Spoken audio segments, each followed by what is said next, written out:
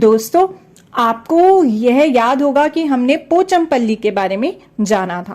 पोचमपल्ली जो कि तेलंगाना में भारत के एक राज्य में एक जगह का नाम भी है। साथ ही वहां पर जो बुनाई की जाती है, यह जो साड़ी का कपड़ा यहाँ पे दिया हुआ है, ये पोचमपल्ली बुनाई है। तो इन दोनों का नाम है पोचमपल्ली। और ऐसा क्यों? क्योंकि जो वहां पर पोचमपल्ली जो जगह है, वहां पे ज्यादातर लोग यह बुनाई करते हैं, इसलिए इस बुनाई का नाम उस जगह के नाम पर रखा गया। तो दोस्तों, हमने यह जाना था आपकी एनसीईआरटी की कक्षा चौथी की पुस्तक आसपास के पाठ 23 से। साथ ही हमने जाना था धागे से कपड़े तक का सफर, यानी कि फ्रॉम थ्रेड टू क्लोथ।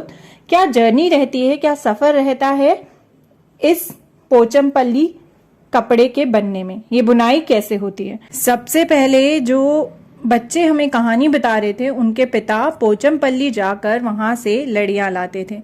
उसके बाद उनकी जो माँ होती है, वो घर पर उन लड़ियों को उबलते हुए पानी में अच्छे से उबाल कर उनकी गंदगी और दाग धब्बे जो है उसको धोती हैं। उसके बाद जो धागे जो हैं वो अलग होते हैं, उन्हें अलग अलग रंगों में, रंग बिरंगे रंगों में रंगा जाता है। फिर क्या होता है? फिर करघे पर धागों को लपेटा जाता है, यानी कि कपड़े बुनने का जो यंत्र होता है, मशीन होती है, वो जब धागे लपेट लिए जाते हैं तो फिर इस तरह से उसको बुना जाता है। करघे में अलग अलग नंबर की सुइयां होती है, तो जिस तरीके की बुनाई चाहिए होती है, पतली मोटी, उस हिसाब से अलग अलग सुइयां जो है वो लगाई जाती है और फिर बनकर तैयार होती है खूबसूरत पोचमपल्ली साड़ियाँ।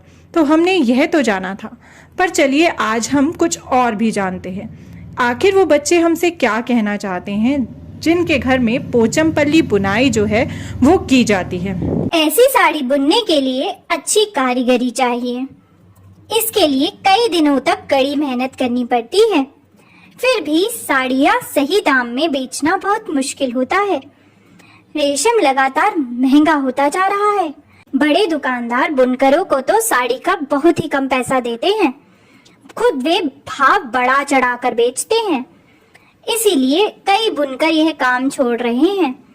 वे अपना गांव छोड़कर बड़े शहरों में मजदूरी करने जा रहे हैं। इस समस्या का कुछ हल निकालना चाहिए। बरसों पुरानी बुनकरों की यह कला कहीं धीरे धीरे खो ना जाए। तो दोस्तों, यह तो बहुत ही दुखद समाचार है।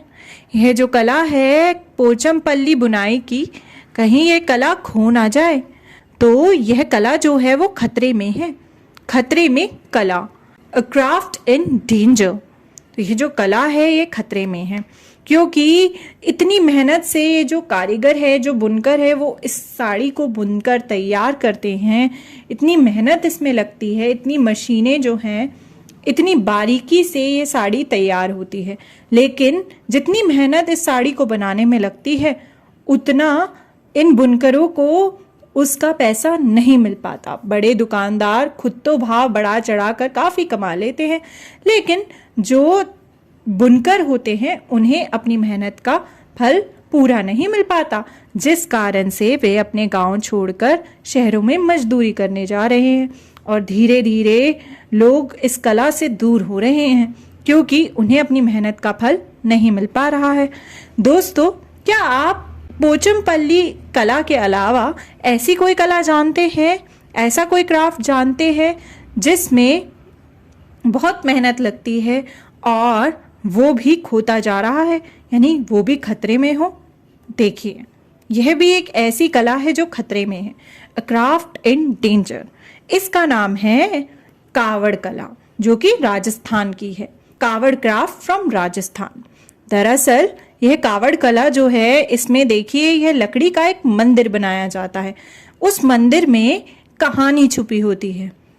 अलग अलग पिक्चर्स के थ्रू इस मंदिर में जो धार्मिक कहानियां होती है, यानी भगवान की कहानियां, उन्हें बनाया जाता है और फिर कहानीकार उसे सुनाते हैं। धीरे धीरे यह कला भी खो रही है, यह कला भी खतरे में है। तो हमने जाना ऐसी दो कलाओं के बारे में जो कि खतरे में है, ऐसे दो क्राफ्ट्स जो डेंजर में है। एक पोचमपल्ली कला और दूसरी कावड़ कला, जो कि राजस्थान से है। दोस्तों, आपको क्या लगता है किन किन वजहों से यह कलाएं जो है वो खतरे में जा रही है? एक तो हमने कारण जाना कि कारीगरों को उनकी मेहनत का पूरा पैसा नहीं मिल पाता, इस वजह से उन्हें काफ़ी नुकसान होता है, तो वह शहरों की ओर बढ़ रहे हैं और वहाँ पर मजदूरी कर रहे हैं या फिर कोई और काम ढूंढ रहे हैं क्योंकि उन्हें अपनी मेहनत का पैसा नहीं मिल रहा। क्या आपको लगता है कि और भी कोई कारण हो सकता है इन कलाओं के खतरे में जाने का, कि यह क्राफ्ट्स जो हैं वो खतरे में जा रहे हैं? आप भी अपने आसपास देखिएगा कि इन दो कलाओं के अलावा और कौन सी ऐसी कला है जो खतरे में हो। क्या आपको लगता है कि जहां आप रहते हैं या जहां आपका गांव हो शायद, वहां पर ऐसी कोई कला है जो कि खतरे में हो, जिसे आपको लगता है कि करने में बहुत मेहनत लगती है लेकिन अब धीरे धीरे वो खोती जा रही हो? पता करने की कोशिश करिएगा कि क्या कारण है कि वो कला जो है वो धीरे धीरे कम हो रही है या खोती जा रही है।